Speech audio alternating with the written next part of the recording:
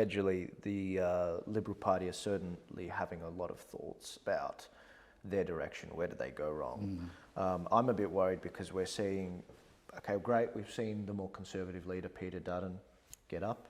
I think it's undeniable that probably Josh Frydenberg would have become the leader if he didn't lose his seat in Kooyong to one of the Teal independents. But the fact that the Liberal Party is now going through this post-mortem after a massive election loss. I mean, losing these inner city Liberal places that had been Liberal for like 100 years or something. Those places are now in a situation where the politics has completely shifted on its head. These independents will not be easy to get rid of. Where does the Liberal Party go from here? A lot of people in the Liberal Party are saying, oh, it means we have to move more left on policies, it means we didn't say enough on climate change.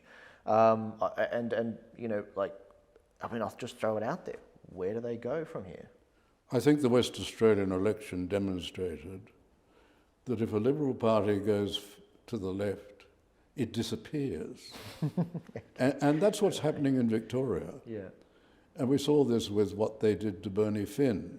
Yes. Who's a member of Parliament. I think he was at some time the party whip. And he made comments, quite legitimate comments.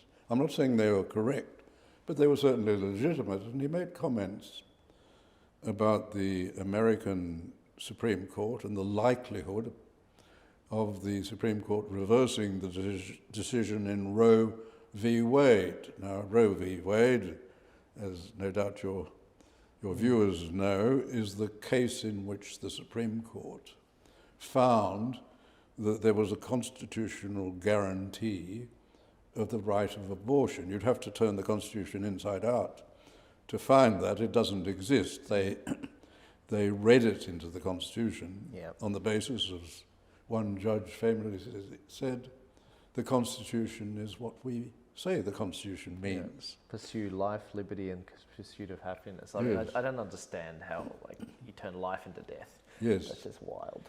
Now, Bernie Finn said he favoured that decision, and he also favoured, in Australia, laws not encouraging abortion, but restricting it.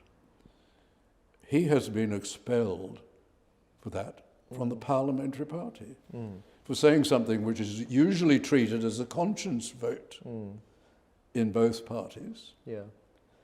And for saying this, he is expelled from the parliamentary party.